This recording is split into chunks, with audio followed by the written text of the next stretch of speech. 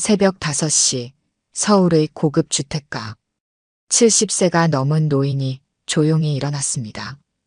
어둑한 방 안에서 노인의 손이 매끈한 흰 셔츠를 정돈하고 오래된 손목시계를 챙겼어요. 그 손은 주름지고 굳은 살이 박혀 있었지만 움직임은 정확하고 섬세했습니다. 거울 앞에 선 박진호의 얼굴에는 세월의 흔적이 깊게 새겨져 있었죠. 73년의 삶이 그의 얼굴 위에 지도처럼 펼쳐져 있었습니다. 오늘도 무사히 하루를 보내게 해주십시오. 박진호는 작은 기도를 마치고 집을 나섰어요.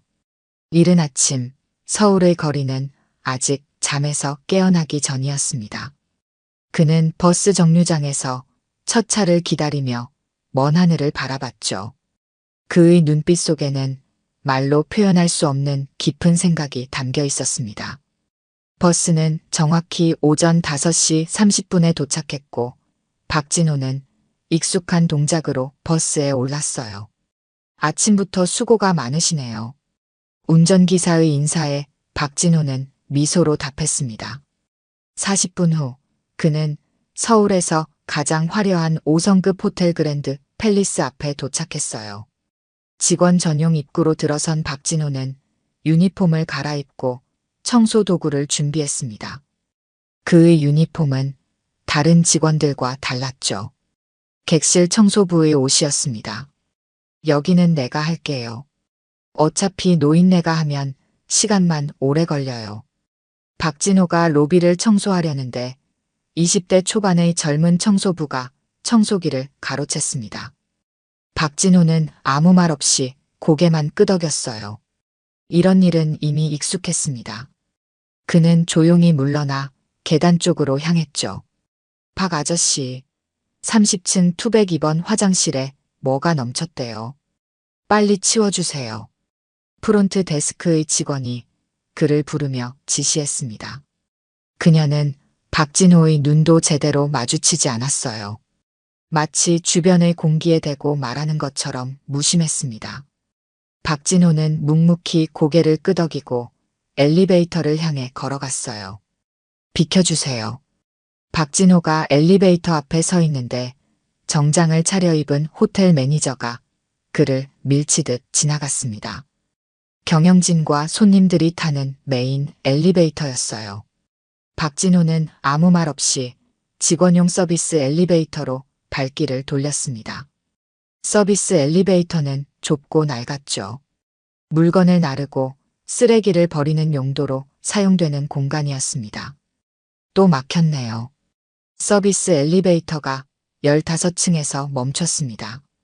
박진호는 한숨을 쉬며 비상계단으로 향했어요. 73세의 노인이 무거운 청소 카트를 끌고 계단을 오르는 것은 쉽지 않았습니다. 그의 숨은 점점 가빠졌지만 그는 멈추지 않았어요. 30층까지 그는 한 계단씩 천천히 올라갔습니다. 왜 이렇게 늦었어요? 손님이 벌써 3번이나 전화했다고요. 30층에 도착한 박진호를 본 층 담당 매니저가 화를 냈습니다. 그는 박진호의 상황에 전혀 관심이 없어 보였어요. 박진호는 고개를 숙이고 천천히 202번 객실로 향했습니다. 죄송합니다. 지금 바로 처리하겠습니다. 화장실은 예상보다 심각했습니다. 배수구가 완전히 막혀 물이 넘쳐 있었어요. 박진호는 말없이 무릎을 꿇고 일을 시작했습니다. 1시간 동안 그는 묵묵히 청소했죠. 물에 젖은 바지와 신발에도 불구하고 그는 단 한 번도 불평하지 않았습니다. 청소가 끝났습니다. 층 매니저에게 보고했지만 그는 고개도 들지 않고 손을 휘저었어요. 됐어요. 그냥 가세요. 이런 식이었습니다. 박진호의 하루는 숨겨진 구석구석을 청소하며 보내는 것이었죠. 그는 보이지 않는 사람처럼 호텔을 돌아다녔습니다. 귀빈들이 지나갈 때면 벽 쪽으로 몸을 피했고 다른 직원들이 무시해도 그저 미소로 넘겼어요. 그가 할 수 있는 일은 자신의 일에 최선을 다하는 것뿐이었습니다. 점심시간, 박진호는 직원 식당 구석에 홀로 앉았습니다. 다른 직원들은 그를 멀리했어요. 70대 노인과 어울리고 싶어하는 20대, 30대 직원은 없었죠. 박진호는 도시락을 꺼내 조용히 식사를 시작했습니다. 박 선생님, 여기 앉아도 될까요? 등 뒤에서 들려온 활기찬 목소리에 박진호는 고개를 돌렸습니다. 29세의 젊은 남자 김우석이 식판을 들고 서 있었어요. 호텔 보안팀에서 일하는 김우석은 유일하게 박진호를 존경하고 따르는 사람이었습니다. 앉게, 우석이. 김우석은 환하게 웃으며 그의 맞은편에 앉았습니다. 다른 직원들이 수군거리는 소리가 들렸지만 김우석은 전혀 신경 쓰지 않는 듯 했어요. 선생님, 오늘 호텔이 왜 이렇게 시끄러운지 아세요? 내일 VIP가 온대요.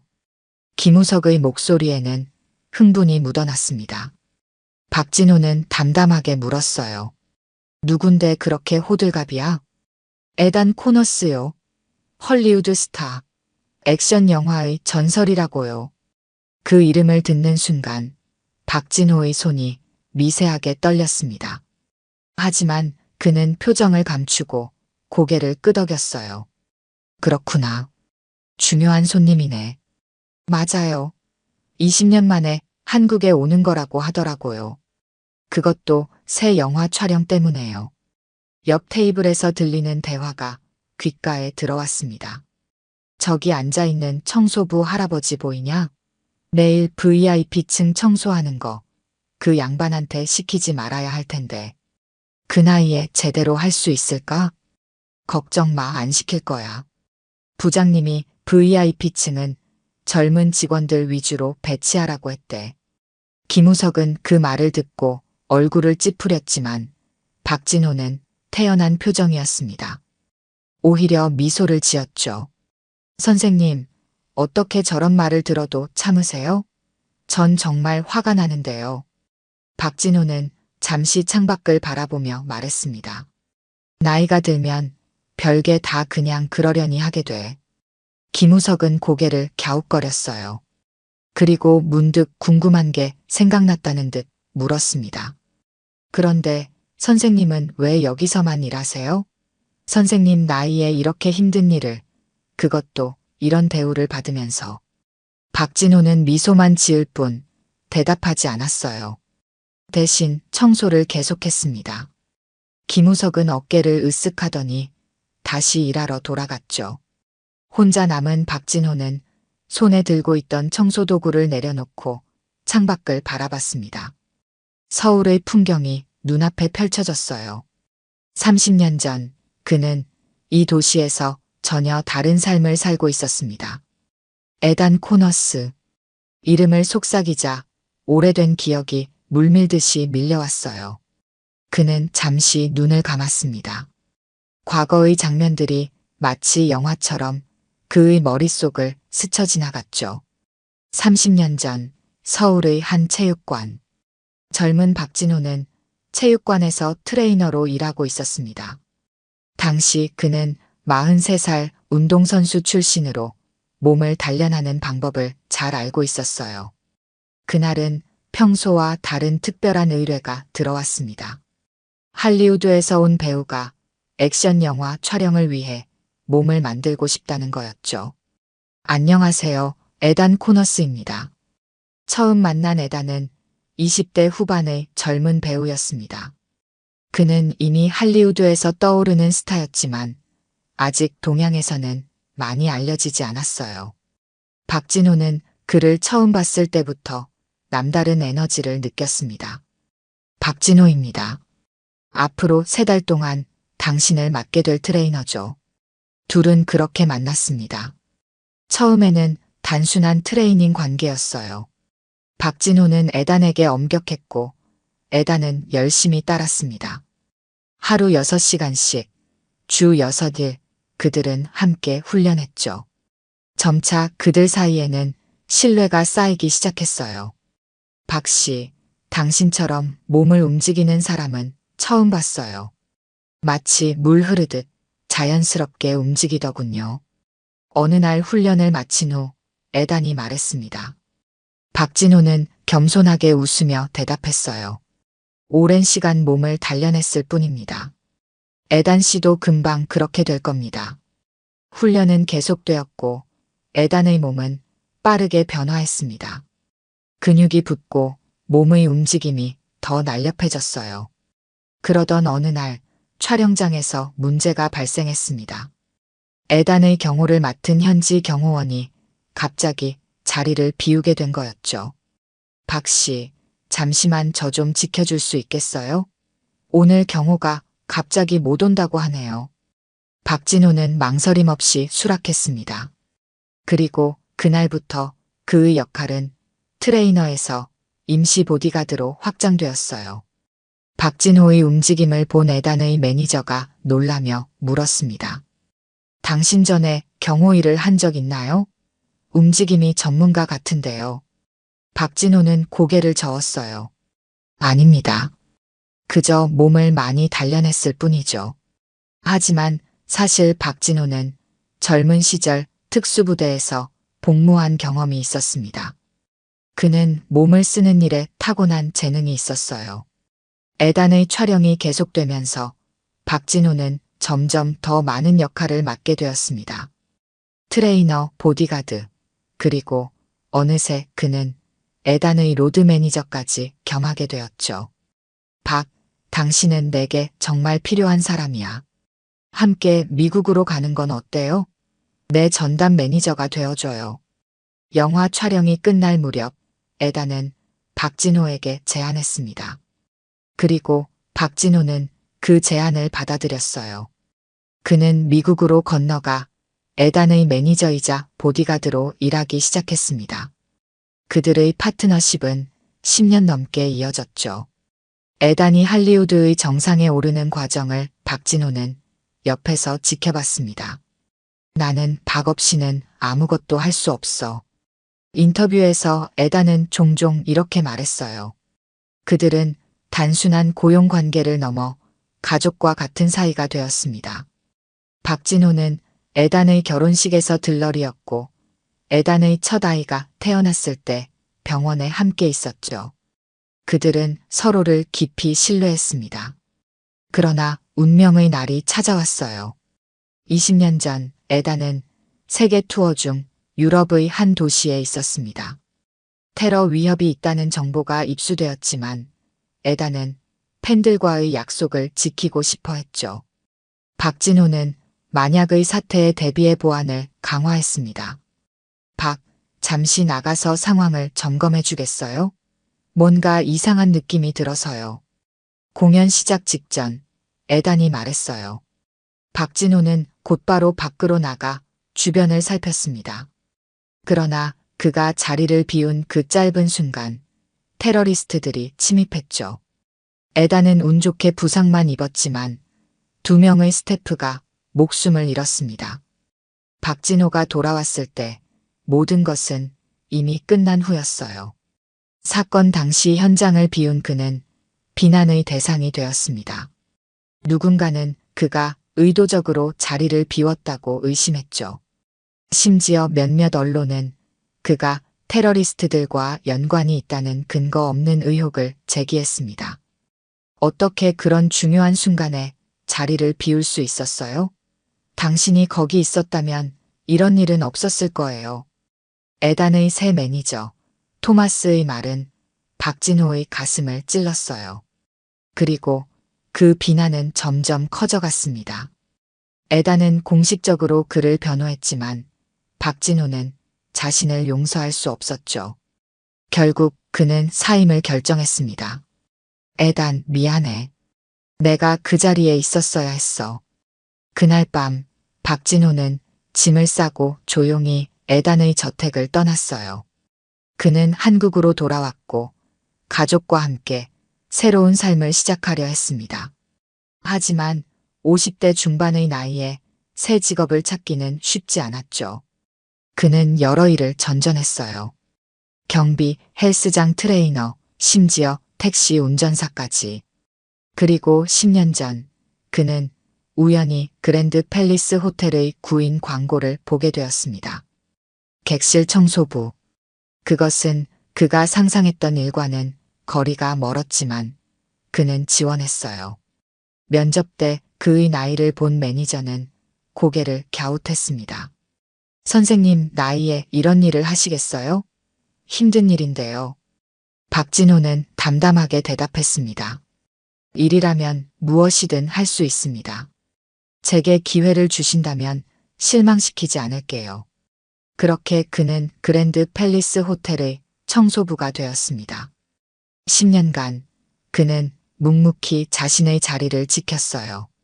그리고 이제 그가 떠나보낸 과거가 다시 그의 앞에 나타날 준비를 하고 있었습니다. 호텔 전체가 완벽한 준비 상태였습니다. 그랜드 팰리스는 마치 전쟁을 앞둔 군대처럼 긴장감이 감돌았어요. 직원들은 평소보다 1시간 일찍 출근했고 모든 객실은 반짝이도록 청소되었습니다. 오전 9시 호텔 지배인이 직원들을 모아 마지막 점검을 했죠. 오늘은 특별한 날입니다. 세계적인 배우 에단 코너스 씨가 우리 호텔에 머무르게 됩니다. 모든 서비스는 완벽해야 해요. 실수는 용납되지 않습니다. 지배인의 말에 직원들은 긴장한 표정으로 고개를 끄덕였습니다. 박진호도 그 자리에 있었지만 구석에 서 있었기에 눈에 띄지 않았어요. 지배인은 마치 부하 직원이 아닌 장애물을 보는 듯한 차가운 눈빛으로 박진호를 잠시 바라봤습니다. 박 선생, 오늘은 지하 창고 청소를 맡아주세요. VIP가 오는 날이라 베테랑들이 필요하지만 선생님은 나이가 있으시니 조용한 곳에서 일하시는 게 좋을 것 같습니다. 그 말에 몇몇 젊은 직원들이 키득거렸습니다. 박진호는 담담하게 고개를 끄덕였어요. 그에게는 이런 대우가 새로운 것이 아니었죠. 그는 조용히 자리를 떠나 지하로 향했습니다. 잠깐만요. 김우석이 갑자기 앞으로 나섰어요. 그의 얼굴은 분노로 약간 상기되어 있었습니다. 지배인님, 박 선생님은 우리 호텔에서 가장 경험이 많은 분이에요. 왜 지하 창고를 맡기시는 겁니까? 그분은 VIP층을 담당할 자격이 충분히 있습니다. 지배인은 차갑게 웃었어요. 김 씨, 당신은 아직 경험이 부족해서 모르는 모양이군요. VIP 서비스는 젊고 활기찬 이미지가 중요합니다. 70세가 넘은 노인이 객실을 담당하는 것은 호텔 이미지에 맞지 않아요. 하지만 박진호가 김우석의 어깨를 가볍게 두드렸습니다. 괜찮아, 우석아. 나는 지하 창고가 더 편해. 조용하고 시원하잖아. 김우석은 여전히 분노에 차 있었지만 더 이상 말하지 않았어요. 박진호는 그를 데리고 자리를 떠났습니다. 복도에서 김우석이 속삭였어요. 선생님, 어떻게 그런 대우를 참으세요? 선생님은 이 호텔에서 10년 넘게 일하셨는데. 박진호는 부드럽게 미소 지었습니다. 우석아, 인생은 길어. 때로는 참는 것도 필요한 법이지. 내가 지금 여기서 화를 내면 달라지는 것이 있겠니? 김우석은 고개를 저었어요. 하지만 여전히 납득하지 못한 표정이었습니다. 그래도 선생님 같은 분이 지하에서 먼지 쌓인 창고나 청소하는 건 너무 억울해요. 박진호는 그저 미소만 지었습니다. 그에게는 이런 일이 더 이상 상처가 되지 않았어요. 그는 자신의 가치를 남들의 평가에 두지 않았죠.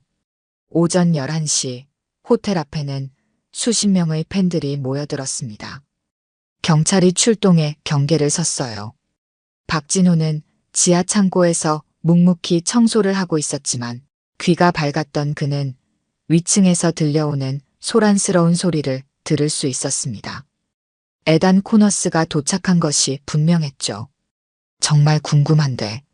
박진호는 손에 들고 있던 걸레를 내려놓았습니다. 그는 잠시 망설이다가 지하 창고를 나와 서비스 엘리베이터를 탔어요.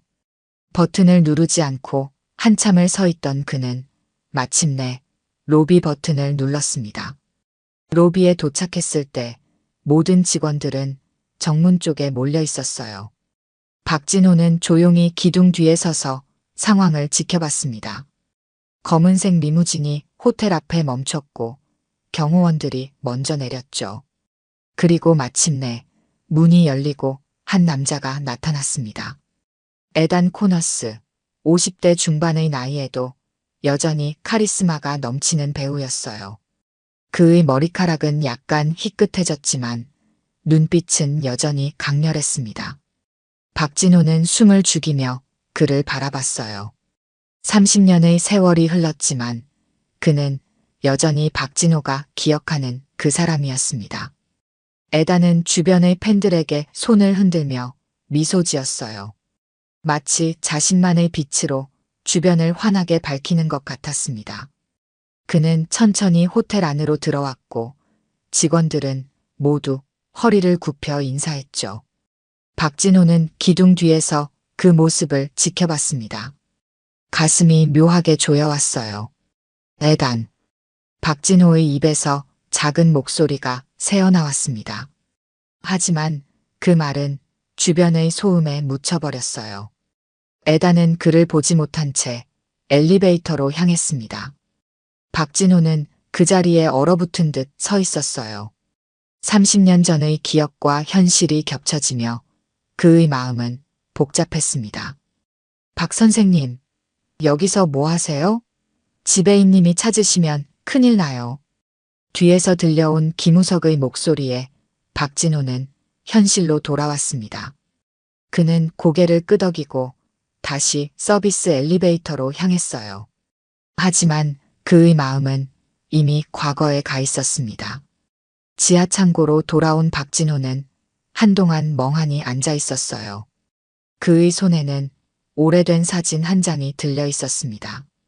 빛바랜 사진 속에는 젊은 박진호와 에단이 어깨동무를 하고 웃고 있었죠. 그 시절 그들은 형제와도 같았습니다. 행복했었지. 박진호는 사진을 지갑에 다시 넣었어요. 이제 그 시절은 돌아오지 않을 추억일 뿐이었습니다. 그는 다시 청소를 시작했어요. 하지만 그의 머릿속에서는 계속해서 에단의 모습이 떠올랐습니다. 오후 3시 박진호는 청소를 마치고 잠시 휴식을 취하고 있었습니다. 그때 갑자기 경보음이 울렸어요. 그는 순간적으로 몸을 긴장시켰습니다. 보안 경보였죠. 그는 빠르게 일어나 출구로 향했습니다. 로비에 도착했을 때 호텔은 약간의 혼란 상태였어요. 보안팀이 분주히 움직이고 있었습니다. 박진호는 김우석을 발견하고 다가갔어요. 무슨 일이야? 수상한 인물이 발견됐대요. CCTV에 VIP층을 맴도는 모습이 포착됐다고 합니다. 박진호의 눈이 순간 날카로워졌어요. 그의 본능이 깨어나기 시작했습니다. 30년 전의 훈련받은 보디가드가 다시 깨어난 것이죠. 보안팀은 어떻게 대응하고 있어? 김우석은 어깨를 으쓱했습니다. 별로 심각하게 생각 안 하는 것 같아요. 그냥 팬일 거라고 생각하나 봐요. 요즘 AI 보안 시스템이 다 해결해 준다고 자만하는 것 같습니다. 박진호는 고개를 저었어요. 그는 기계보다 사람의 직감을 더 믿었습니다. 무언가 불안한 예감이 들었죠. 우석아, 나랑 좀 같이 가보자. 어디로요? VIP층. 내 오랜 경험상 이런 상황은 직접 확인해 봐야 해.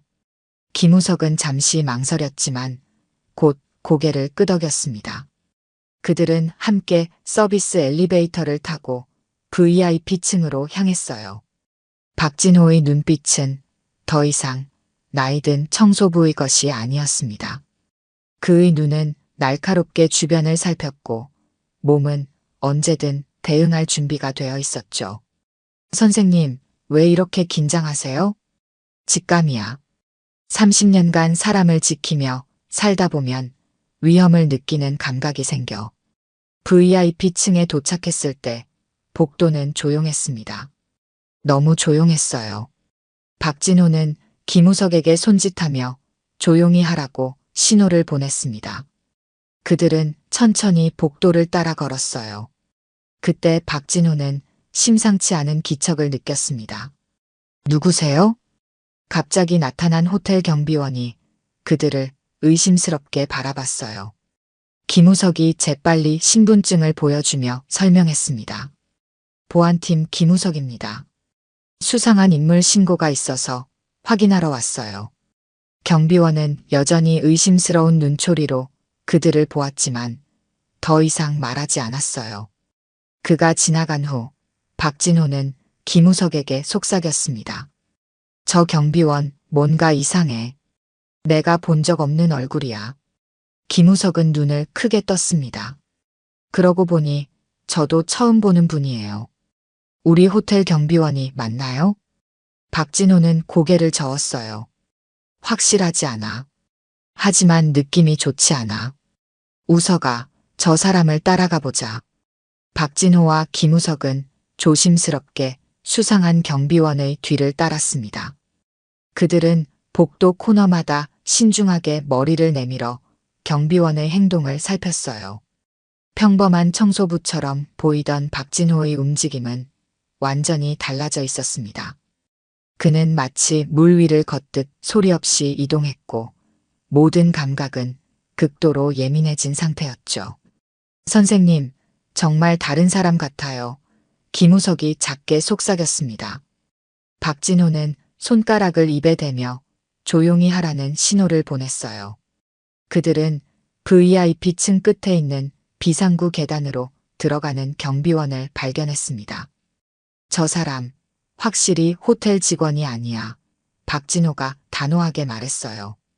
제복은 비슷하지만 뭔가 달라. 진짜 경비원이라면 저렇게 주변을 경계하며 걷지 않아. 그럼 누굴까요? 설마 에단 코너스 씨를 노리는 사람인가요? 아직 확실하진 않아. 하지만 조사해 볼 필요가 있어. 그들은 비상구로 들어가 조심스럽게 계단을 올라갔습니다. 수상한 경비원은 그들보다 한층 위에서 움직이고 있었어요. 박진호는 그의 발소리를 주의 깊게 들었습니다. 일정하지 않은 걸음걸이, 마치 무언가를 찾는 듯한 움직임이었죠. 보안팀에 연락해 볼까요? 김우석이 물었습니다. 박진호는 고개를 저었어요. 아직은 아니야. 증거가 없어. 보안팀은 우리 말을 믿지 않을 거야. 특히 내 말은. 그들이 계단을 한층 더 올라갔을 때 갑자기 위에서 문이 닫히는 소리가 들렸습니다. 박진호는 즉시 달리기 시작했어요.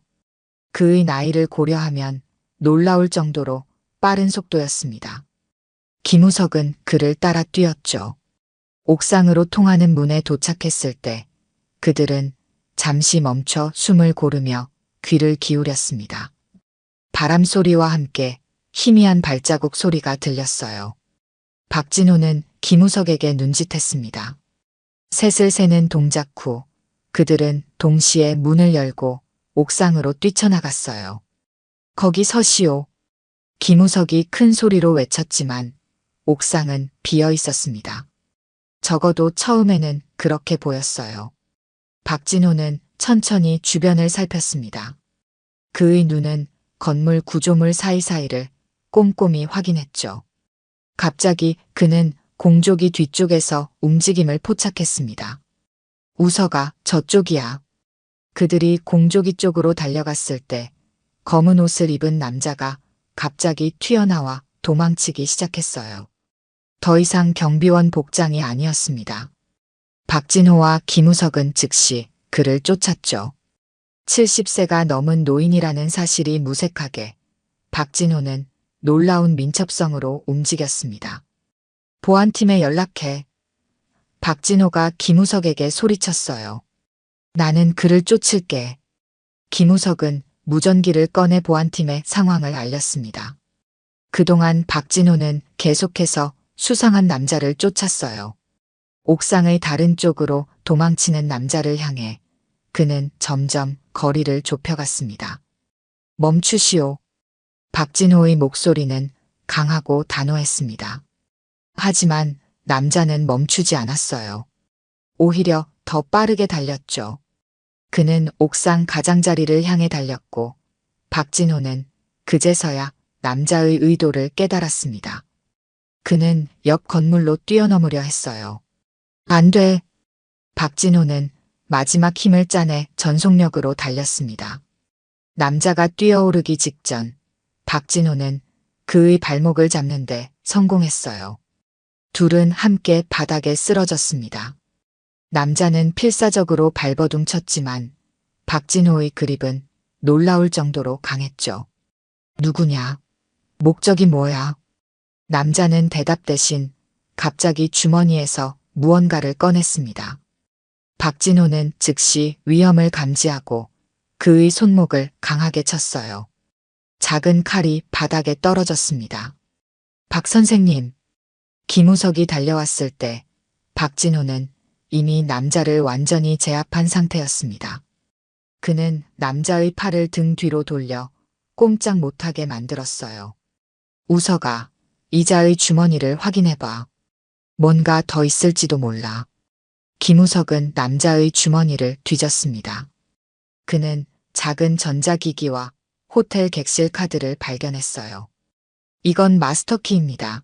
모든 객실을 열 수 있는 카드예요. 박진호의 눈이 날카로워졌습니다. 그렇다면 이자는 단순한 도둑이 아니야.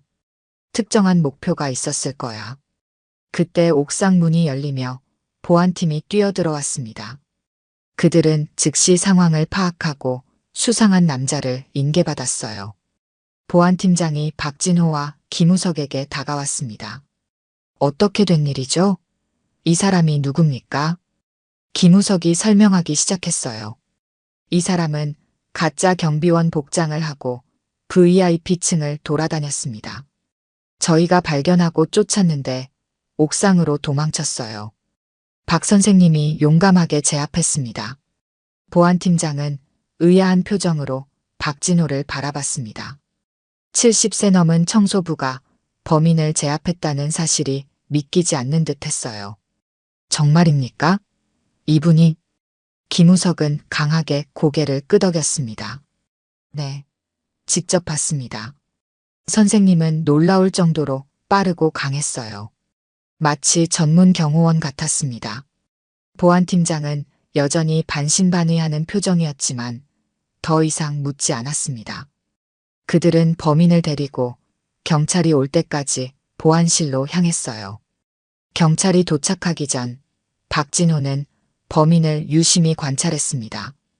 그는 30대 초반으로 보이는 동양인 남성이었어요. 그의 몸에서는 전문적인 훈련을 받은 듯한 기운이 느껴졌습니다. 누가 당신을 보냈지? 박진호가 조용히 물었어요. 남자는 대답하지 않았습니다. 그저 차갑게 웃을 뿐이었죠. 박진호는 그의 눈을 똑바로 바라봤습니다. 그 눈에는 무언가 위험한 것이 숨겨져 있었어요. 에단 코너스를 노린 거야? 남자의 눈이 미세하게 반응했습니다. 그것으로 충분했어요. 박진호는 자신의 추측이 맞았다는 것을 확신했습니다. 선생님, 어떻게 알았어요? 김우석이 물었습니다. 경험이지. 이런 유형의 사람들은 특정한 목표가 있어. 이 호텔에서 가장 가치 있는 손님은 누구지? 바로 에단 코너스야. 경찰이 도착했고 남자는 체포되어 경찰서로 이송되었습니다. 하지만 박진호는 여전히 불안했어요. 그의 직감은 이것이 끝이 아니라고 말했습니다. 우석아, 보안팀에게 에단 코너스의 경호를 강화하라고 말해. 네, 말씀드릴게요. 하지만 그들이 들을까요? 아시잖아요.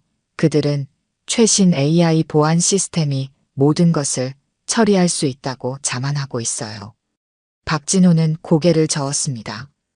기계는 인간의 직감을 대체할 수 없어.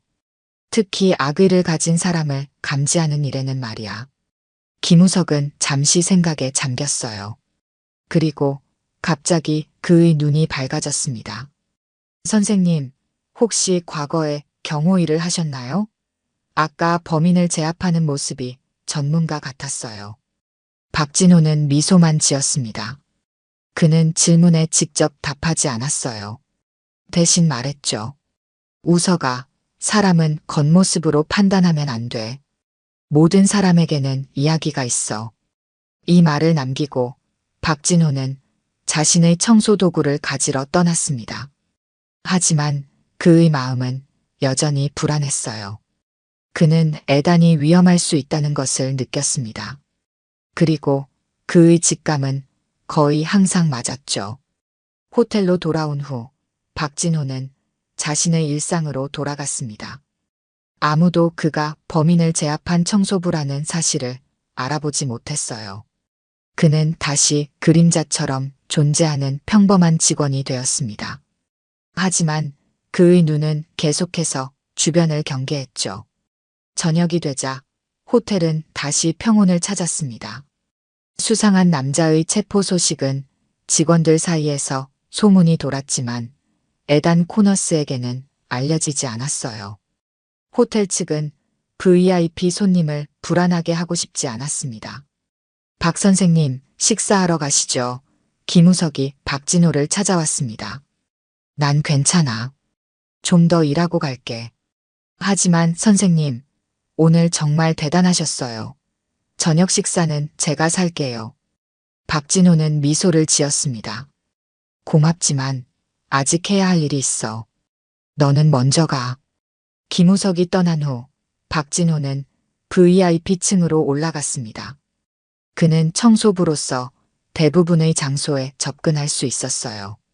그는 조용히 복도를 살폈습니다. 에단의 방 앞에는 2명의 경호원이 서 있었어요. 그들은 박진호를 무시했습니다. 그저 나이든 청소부일 뿐이었으니까요. 박진호는 그들을 유심히 관찰했습니다. 그의 눈에는 그들의 태도가 너무 느슨해 보였어요. 경호원들은 스마트폰을 보거나 잡담을 나누고 있었습니다. 그는 고개를 저었죠. 이런 식으로는 제대로 된 보호가 불가능했습니다. 선생님, 뭐 하세요? 뒤에서 들린 목소리에 박진호는 놀라 돌아봤습니다. 김우석이 그를 의아한 표정으로 바라보고 있었어요. 우석아, 나는 그냥 상황을 확인하고 있었어. 혹시 에단 코너스 씨가 정말 위험할까요? 박진호는 진지한 표정으로 고개를 끄덕였습니다. 내 직감은 그래. 그리고 지금 저 경호원들은 제 역할을 제대로 하지 못하고 있어. 김우석은 생각에 잠겼다가 갑자기 말했어요. 그럼 우리가 지켜야 해요. 뭐라고? 선생님은 분명 전문가시잖아요. 저도 함께 도울게요. 우리가 몰래 감시하면 되잖아요. 박진호는 잠시 고민했습니다. 그는 더 이상 젊지 않았고 공식적인 권한도 없었어요. 하지만 그의 마음 한구석에서는 에단을 지켜야 한다는 책임감이 일었습니다. 좋아, 우석아. 하지만 우리는 조심해야 해. 아무도 모르게 해야 돼. 그리하여 박진호와 김우석은 비공식적인 경호 임무를 시작했습니다. 그들은 교대로 VIP층을 감시하기로 했어요. 박진호는 청소를 하는 척하며 복도를 왔다 갔다 했고 김우석은 보안팀 일원으로서 정당한 이유로 그곳에 있을 수 있었습니다.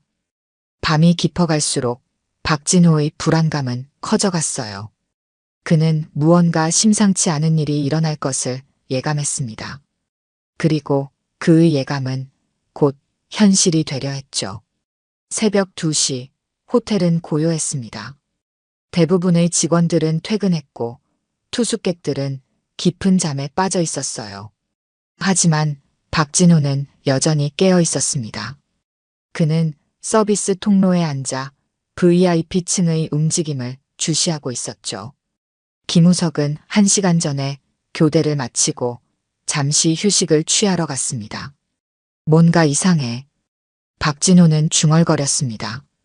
지난 몇 시간 동안 그는 복도 끝에서 이상한 그림자를 몇 번 목격했어요. 하지만 가까이 다가가면 아무것도 없었습니다. 그의 직감은 계속해서 경고를 보내고 있었죠. 갑자기 비상구 쪽에서 작은 소리가 들렸습니다. 박진호는 즉시 귀를 기울였어요. 분명히 누군가가 조심스럽게 문을 열고 있었습니다. 그는 천천히 일어나 그쪽으로 다가갔어요. 청소 카트를 앞에 두고 마치 일을 하는 척하며 상황을 살폈습니다. 비상구 문이 살짝 열리고 검은 옷을 입은 두 명의 남자가 조용히 들어왔어요. 그들의 얼굴은 마스크로 가려져 있었고 손에는 작은 가방을 들고 있었습니다. 박진호는 즉시 그들이 위험한 존재임을 직감했죠. 김우석에게 연락해야 해. 박진호는 조용히 전화를 꺼냈습니다. 하지만 그때 남자들 중 한 명이 그를 발견했어요. 거기 누구야? 침입자들은 즉시 그를 향해 달려왔습니다. 박진호는 순간적으로 청소 카트를 그들 쪽으로 밀었어요. 카트가 한 명의 다리에 부딪히며 그를 넘어뜨렸습니다. 하지만 다른 한 명은 빠르게 박진호에게 접근했죠. 이런 젊은 친구들을 상대하기엔 내가 너무 늙었나. 박진호는 생각했지만 그의 몸은 여전히 기억하고 있었습니다. 오랜 훈련으로 다져진 반사신경이 그를 움직였어요. 그는 우아하게 공격을 피하고 상대의 팔을 잡아 꺾었습니다. 남자는 고통스러운 비명을 질렀죠. 누구냐? 목적이 뭐지? 박진호가 물었지만 대답 대신 다른 침입자가 뒤에서 그를 공격했습니다. 박진호는 간신히 몸을 돌려 피했지만 그의 나이는 속도의 한계를 가져왔어요. 침입자의 주먹이 그의 어깨를 스쳤고 박진호는 비틀거렸습니다. 할아버지, 비켜서요. 우리는 당신과 싸울 생각 없어요. 침입자가 말했지만 박진호는 물러서지 않았습니다.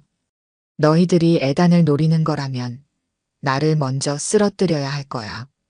침입자들은 서로 눈빛을 교환했어요. 그들은 70세 노인이 이렇게 저항할 줄 예상하지 못했습니다. 그들은 동시에 박진호를 향해 달려들었어요. 박진호는 모든 경험과 기술을 동원해 싸웠습니다. 그의 움직임은 나이를 고려하면 놀라울 정도로 정확하고 효율적이었죠. 하지만 두 명의 젊은 공격자를 상대하기에는 역부족이었습니다. 그는 점점 지쳐갔어요. 그때 복도 끝에서 달려오는 발소리가 들렸습니다. 박 선생님, 김우석이 전속력으로 달려왔어요. 그는 즉시 한 침입자에게 뛰어들어 태클을 걸었습니다. 침입자는 벽에 부딪혀 쓰러졌어요. 우석아, 조심해. 박진호가 외쳤지만 이미 다른 침입자가 김우석을 향해 달려들고 있었습니다. 박진호는 마지막 힘을 짜내 침입자의 다리를 걸었고 그는 바닥에 넘어졌어요. 김우석은 재빨리 일어나 넘어진 침입자를 제압했습니다. 경비 호출했어요. 곧 올 겁니다. 김우석이 소리쳤고 정말로 얼마 지나지 않아 호텔 보안팀이 달려왔습니다. 침입자들은 완전히 제압되었어요. 애단의 방은 안전한가? 박진호가 물었고 김우석은 고개를 끄덕였습니다. 네, 경호원들이 지키고 있어요. 하지만 그때 갑자기 애단의 방 쪽에서 비명소리가 들렸어요. 박진호와 김우석은 즉시 그쪽으로 달려갔습니다. 도착했을 때 그들은 충격적인 광경을 목격했죠. 두 명의 경호원이 바닥에 쓰러져 있었고 애단의 방문은 열려 있었습니다. 애단! 박진호가 방 안으로 뛰어들었을 때 또 다른 침입자가 애단을 위협하고 있었어요. 애단은 침대 위에 서서 침입자로부터 거리를 유지하고 있었습니다. 움직이지 마. 아니면 쏜다. 침입자가 권총을 들고 위협했지만 박진호는 망설이지 않았어요. 그는 바닥에 있던 화병을 집어 침입자에게 던졌습니다. 화병이 침입자의 손을 쳤고 총이 바닥에 떨어졌어요. 김우석이 즉시 달려들어 침입자를 제압했습니다. 박! 애단의 놀란 목소리가 방 안에 울렸습니다. 그는 박진호를 바라보며 믿을 수 없다는 표정을 지었어요. 박진호도 애단과 눈을 마주쳤습니다. 서로를 바라보는 두 사람의 눈에는 20년의 세월이 담겨 있었어요. 박, 정말 너야? 애단의 목소리는 떨렸습니다. 그는 침대에서 내려와 천천히 박진호에게 다가갔어요. 그의 눈에는 믿기지 않는다는 표정이 가득했습니다. 박진호는 얼어붙은 듯 서 있었어요. 20년 만에 다시 만난 애단은 여전히 그가 기억하는 그 사람이었습니다. 다만 세월의 흔적이 더해졌을 뿐이었죠. 네, 애단. 저예요. 박진호의 목소리는 담담했지만 그의 가슴은 격렬하게 뛰었습니다. 그들 사이에는 20년의 세월과 오해가 가로놓여 있었어요. 방 안의 공기는 긴장감으로 가득했습니다. 어떻게? 여기서. 이렇게. 애단은 말을 잇지 못했습니다. 그는 박진호의 유니폼을 바라봤어요. 청소부의 옷을 입은 그의 오랜 친구를 보는 것은 애단에게 충격이었습니다. 저는 이 호텔에서 일하고 있습니다. 10년째죠. 김우석은 침입자를 제압한 채 상황을 지켜보고 있었어요. 그는 박진호가 애단 코너스와 아는 사이라는 사실에 놀라워하고 있었습니다. 보안팀이 도착해 침입자를 데려갔고 김우석도 상황 설명을 위해 그들과 함께 나갔어요. 방에는 박진호와 애단만 남았습니다. 20년이 흘렀군요. 박진호가 말했습니다. 애단은 서서히 현실을 받아들이는 듯 했어요. 그의 표정이 복잡해졌습니다. 분노, 혼란, 그리고 슬픔이 뒤섞인 감정이었죠. 왜 그렇게 갑자기 사라졌어? 한마디 말도 없이? 애단의 목소리에는 오랜 상처가 묻어났습니다. 박진호는 고개를 숙였어요. 미안합니다. 제가 그 자리를 떠났을 때 일어난 일에 대해 책임을 느꼈어요. 당신을 실망시켰고 2명의 스태프가 목숨을 잃었죠. 저는 자신을 용서할 수 없었습니다. 그래서 그냥 떠난 거야? 내가 얼마나 널 찾아다녔는지 알아? 애단의 목소리가 높아졌습니다. 그는 몇 걸음 더 다가왔어요. 이제 그들은 서로 가까이 마주보고 서 있었습니다. 저는 당신이 저를 원하지 않을 거라 생각했어요. 당신 곁에 있던 모든 사람들이 저를 비난했습니다. 심지어 토마스는 제가 테러리스트와 연관되었다고 의심했죠. 그건 토마스의 망상이었어. 나는 한 번도 널 의심한 적 없어. 단 한 번도. 애단의 말에 박진호는 놀란 표정을 지었습니다. 그는 지난 20년 동안 애단이 자신을 배신자로 여겼다고 생각했어요. 그런데 진실은 달랐습니다. 내가 얼마나 널 찾아다녔는지 알아? 한국의 모든 경호업체, 체육관을 다 뒤졌어. 하지만 내 흔적은 전혀 없었지. 넌 마치 증발한 것 같았어. 박진호의 눈에 눈물이 맺혔습니다. 그는 자신이 얼마나 큰 오해를 하고 있었는지 깨달았어요. 그때 일은 아무도 예상하지 못했어. 넌 단지 내 지시에 따라 주변을 확인하러 간 것뿐이야. 테러리스트들은 너의 부재를 노린 게 아니라 그때가 기회라고 생각한 것뿐이었어. 애단은 이제 직접 박진호의 눈을 바라봤습니다. 그의 눈에도 눈물이 고여 있었어요. 당신 없었다면 난 죽었을 거야. 내가 나를 얼마나 많이 구해줬는지 기억해? 그날도 내가 빨리 돌아왔기 때문에 내가 살 수 있었어. 다른 스태프들이 죽은 그건 우리 모두의 슬픔이지만 내 잘못이 아니야. 박진호는 말없이 고개를 숙였습니다. 감정이 복받쳐 올라왔어요. 20년 동안 그를 괴롭혀온 죄책감이 조금씩 풀리는 느낌이었습니다. 나는 내가 가족이었어, 박. 지금도 그래. 애단이 조용히 말했습니다. 그리고 그는 박진호를 향해 팔을 벌렸어요.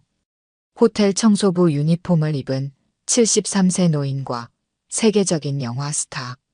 그들은 서로를 껴안았습니다. 30년 동안의 우정과 20년의 오해가 그 포옹 속에 담겨 있었어요. 미안해요, 에단. 정말 미안합니다. 나도 미안해, 박. 널 찾아내지 못해서. 그들은 한동안 말없이 서로를 바라봤습니다. 오랜 시간이 흘렀지만 그들 사이의 유대는 여전히 강했어요. 에단은 갑자기 웃음을 터뜨렸습니다. 그런데 호텔 청소부라니. 세계 최고의 보디가드가. 박진호도 미소를 지었어요. 나이가 들면 선택의 여지가 많지 않습니다. 그래도 이 일은 나름 평화롭고 좋아요. 다음 날 아침, 박진호는 평소처럼 일찍 호텔에 출근했습니다. 그러나 이번에는 다른 점이 있었어요. 로비에 들어서자마자 지배인이 다급히 그에게 다가왔습니다. 박 선생님, 에단 코너스 씨가 당신을 찾고 있습니다. VIP 라운지로 즉시 와달라고 하셨어요. 지배인의 표정은 혼란스러워 보였습니다. 어제까지만 해도 지하 창고를 청소하라고 내몰았던 노인 청소부를 세계적인 스타가 찾는다는 사실이 그에게는 이해가 되지 않았죠. 박진호는 고개를 끄덕였어요. 알겠습니다. 갈아입고 바로 올라가겠습니다. 아, 그리고 어제 일에 대해 감사드립니다. 보안팀에서 이야기를 들었어요. 선생님께서 코너스 씨를 구하셨다면서요. 박진호는 아무 말 없이 미소만 지었습니다. 그는 유니폼을 갈아입고 VIP 라운지로 향했어요. 그곳에서 에단이 커피를 마시며 그를 기다리고 있었습니다. 박, 여기 앉게. 에단은 반갑게 그를 맞이했어요. 라운지에 있던 다른 직원들은 놀란 표정으로 그들을 바라봤습니다. 어제까지 푸대접받던 노인 청소부가 갑자기 VIP 손님과 대화를 나누는 모습은 상상도 할 수 없는 광경이었죠. 커피 한 잔 하지 않겠나? 감사합니다, 에단. 그들은 한동안 예전 추억을 나누며 이야기했습니다. 에단은 지난 20년 동안 있었던 일들을 들려주었고 박진호도 자신의 삶에 대해 조금씩 이야기했어요. 웃음소리가 라운지에 울려 퍼졌습니다. 박, 내게 중요한 제안이 있네. 대화가 무르익을 무렵 에단의 표정이 진지해졌어요. 그는 주변을 둘러본 후 목소리를 낮췄습니다. 어제 일이 있고 난 후 내 경호팀에 대한 신뢰가 많이 떨어졌어. 그들은 젊고 강하지만 너와 같은 경험과 직감은 없지.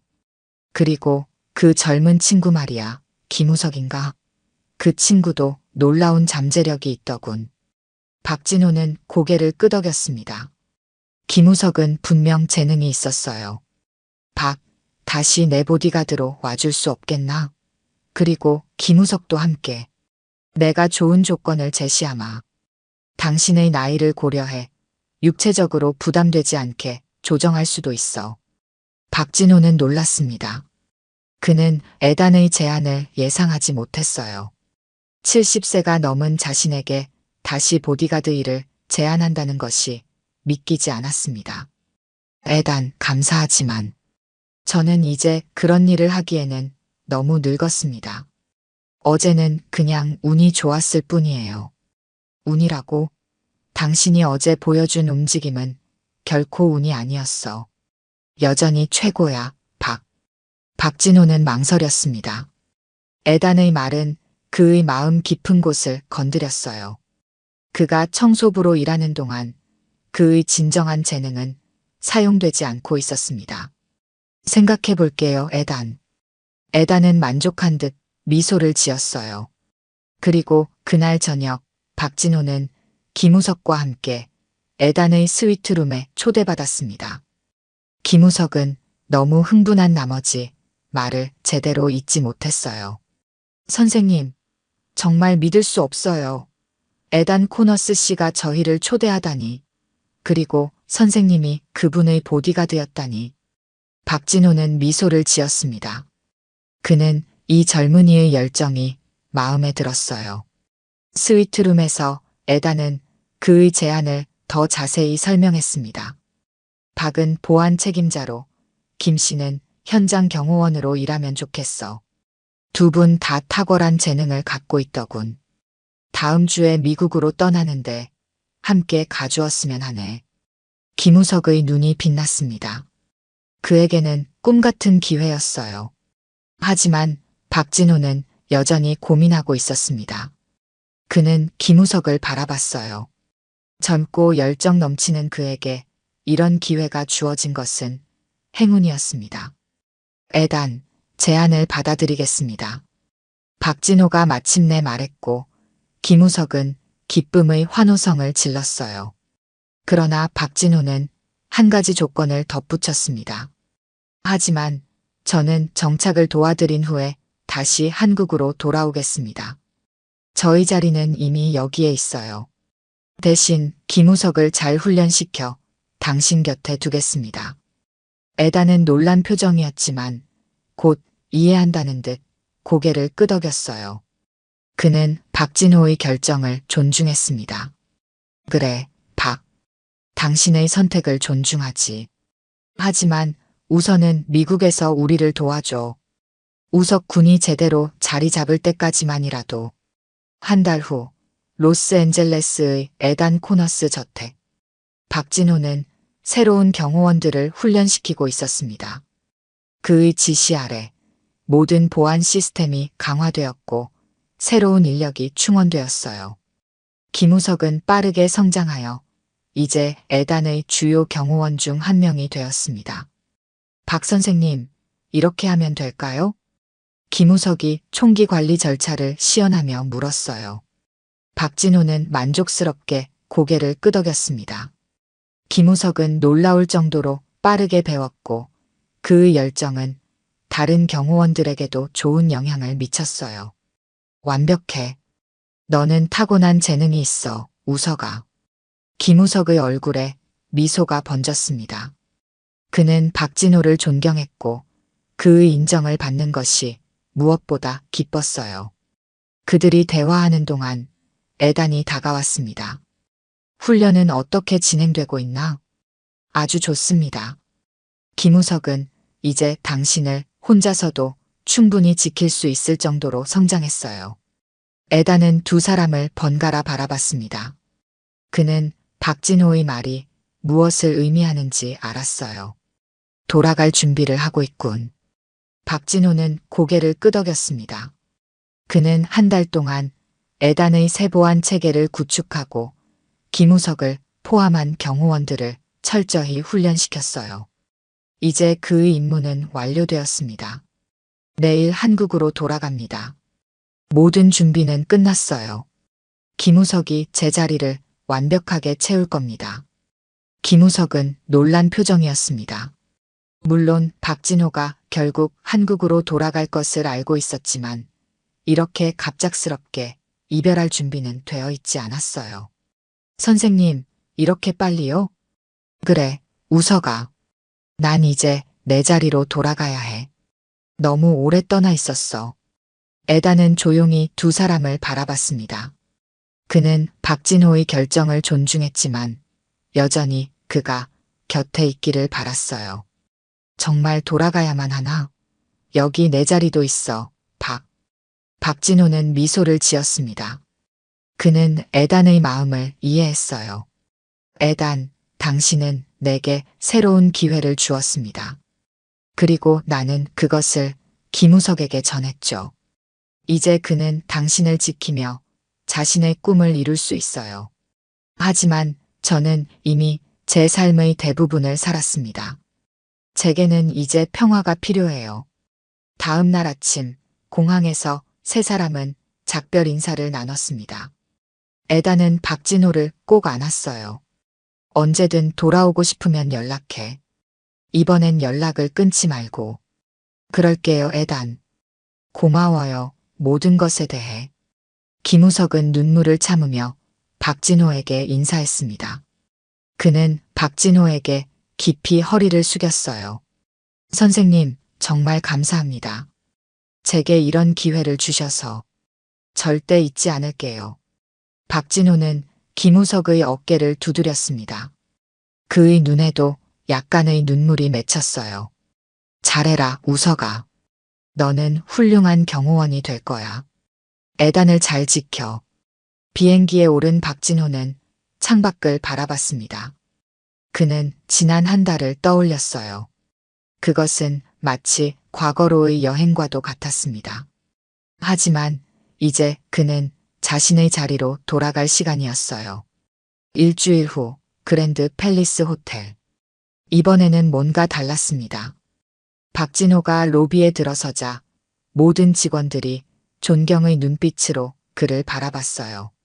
지배인이 직접 나와 그를 맞이했습니다. 박 선생님, 돌아오신 것을 환영합니다. 중요한 말씀 드릴 게 있습니다. 박진호는 의아한 표정으로 지배인을 따라갔어요. 그의 사무실에서 지배인은 공식적인 문서를 그에게 건넸습니다. 이것은 에단 코너스 씨의 강력한 추천으로 이루어진 결정입니다. 오늘부터 선생님은 우리 호텔의 VIP 보안 책임자로 임명되셨습니다. 박진호는 놀라서 말을 잇지 못했어요.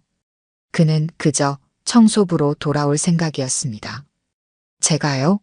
하지만 제 나이는 중요하지 않습니다. 선생님의 경험과 지식이 우리에게 필요합니다. 월급도 3배로 인상됩니다. 박진호는 문서를 바라봤습니다. 그것은 새로운 시작을 의미했어요. 그는 미소를 지었습니다. 한편 로스앤젤레스에서 김우석은 에단의 신임받는 경호원으로 새로운 삶을 시작했습니다. 그는 매일 박진호에게 배운 것들을 실천하며 성장했어요. 우석, 오늘은 시상식이 있어. 준비됐나? 에단이 물었고 김우석은 자신있게 고개를 끄덕였습니다. 네, 모든 준비 완료됐습니다. 걱정 마세요. 제가 지키겠습니다. 두 사람의 새로운 길이 시작되었습니다. 한 사람은 오랜 경험을 통해 얻은 지혜로 새로운 책임을 맡았고, 다른 한 사람은 새로운 환경에서 자신의 꿈을 향해 나아갔어요. 그리고 그 모든 것은 한 호텔 청소부의 마지막 임무에서 시작되었습니다. 오늘 들려드린 이야기가 여러분의 마음에 작은 울림이 되었기를 바랍니다. 이야기가 좋으셨다면 좋아요와 구독 부탁드려요. 다음 사연을 들려드리는데 큰 힘이 된답니다. 그리고 여러분의 이야기도 댓글로 들려주세요. 다음 이야기 때 또 뵙겠습니다. 맑은 가을 하늘 아래 서울의 한 대형 병원 앞에 낡은 베이지색 트렌치 코트를 입은 70대 노인이 천천히 걸음을 옮기고 있었습니다. 이강우는 주름진 손으로 지팡이를 짚으며 병원 정문을 바라봤죠. 그의 눈에는 복잡한 감정이 서려 있었습니다. 10년 전만 해도 이 병원은 그의 손길 아래 있었지만 지금은 그저 평범한 환자로 방문하는 곳이 되었어요. 50년 전 이곳은 작은 의원에 불과했지. 이강우는 중얼거리며 병원 로비로 들어섰습니다. 화려하게 리모델링된 로비는 마치 고급 호텔처럼 변해 있었어요. 그는 접수 데스크로 향했죠. 안녕하세요. 진료 예약하려고 하는데요. 접수 직원은 컴퓨터 화면에서 눈을 떼지 않은 채 무심하게 대답했습니다. 예약증과 보험카드 주세요. 이강훈이 낡은 가방을 뒤적이며 서류를 찾는 동안 뒤에서 기다리던 젊은 여성이 한숨을 내쉬었어요. 아이고, 할아버지들은 왜 이렇게 느린지. 저 급해요. 이 말에 이강훈의 손이 살짝 떨렸습니다. 그는 천천히 서류를 건넸죠. 접수 직원은 마지못해 서류를 확인하더니 인상을 찌푸렸습니다. 일반 보험이시네요. 오늘은 VIP 환자 예약이 많아서 기다리실 수도 있습니다. 저쪽에 앉아서 기다리세요. 이강훈은 말없이 고개를 끄덕이고 대기실로 향했어요. 그곳에는 이미 많은 환자들이 오랜 시간 기다리고 있었습니다. 그는 빈자리를 찾아 조용히 앉았죠. 시간이 흘러도 그의 이름은 불리지 않았습니다. 오후가 되자 배고픔이 느껴졌어요. 이강훈은 천천히 일어나 병원 식당으로 향했습니다. 식당은 생각보다 한산했어요. 그는 카운터로 다가가 메뉴를 살폈습니다. 예전에 그가 직접 고집했던 유기농 식재료와 영양가 있는 메뉴들은 온데간데 없이 사라졌더군요. 대신 값싸고 질 낮은 음식들만 남아 있었습니다.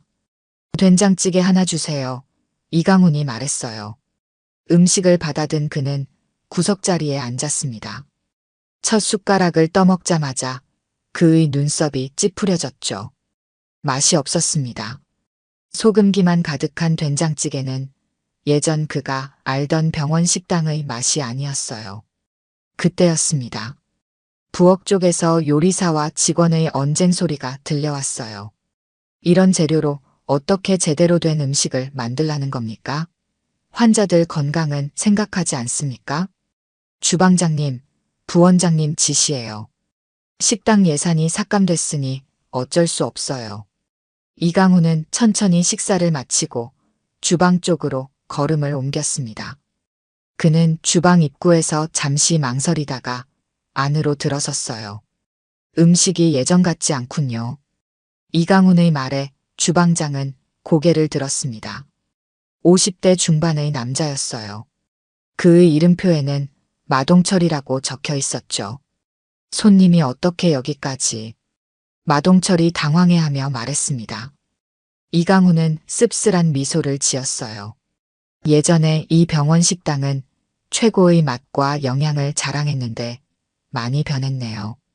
마동철은 잠시 이강훈을 빤히 쳐다보더니 갑자기 눈을 크게 떴습니다. 혹시 회장님이십니까? 주방의 공기가 얼어붙었습니다. 이강훈은 천천히 고개를 끄덕였어요. 아무에게도 말하지 말게. 이 병원이 어떻게 변했는지 직접 보러 왔소. 마동철은 이강훈을 주방 안쪽으로 안내했습니다. 그는 주변을 살피며 아무도 듣지 않는지 확인했어요. 주방의 한쪽 구석, 작은 사무실로 이강훈을 모셨습니다. 정말 뵙게 될 줄은 몰랐습니다, 회장님. 마동철의 목소리는 흥분으로 떨리고 있었죠. 소문으로만 들었는데 건강이 안 좋아지셔서 경영에서 물러나셨다고. 이강훈은 지팡이를 바닥에 짚으며 천천히 의자에 앉았습니다. 그의 눈빛은 날카로웠어요. 이 병원이 내가 물러난 후 어떻게 변했는지 궁금해서 왔네. 겉으로는 더 화려해졌지만 본질은 많이 달라진 것 같군. 마동철은 깊은 한숨을 내쉬었습니다. 그의 어깨가 처져 있었어요. 회장님께서 물러나신 후 병원은 완전히 달라졌습니다. 특히 서진욱 부원장이 실질적인 운영을 맡은 뒤로는. 그는 잠시 말을 멈추고 주변을 살폈어요. 이제는 돈이 되는 환자만 중요하게 여깁니다. VIP 병동은 호텔처럼 꾸미면서 일반 병동은 침대 수만 늘리고 있죠. 이강훈의 눈에 분노가 서렸습니다. 그가 손을 꽉 쥐자 관절이 하얗게 변했어요. 내가 이 병원을 설립한 이유는 모든 사람이 질 좋은 의료 서비스를 받게 하기 위해서였는다. 마동철은 이강훈의 분노를 이해한다는 듯 고개를 끄덕였습니다. 그는 조심스럽게 이야기를 이어갔어요. 저도 회장님께서 직접 뽑으신 직원이라 자부심을 가지고 있었습니다. 병원에서 일하는 사람도 치료받는 사람도 좋은 음식을 먹어야 한다는 회장님의 철학을 따랐죠. 하지만 이제는 이강훈이 말을 자르며 물었습니다. 자네도 해고 위기인가? 마동철은 쓴웃음을 지었어요. 다음 달이면 계약이 만료됩니다. 부원장은 이미 외부 케이터링 업체와 접촉 중이라고 하더군요. 비용 절감을 위해서라나요? 이강훈의 눈빛이 더욱 날카로워졌습니다. 그는 천천히 일어섰어요.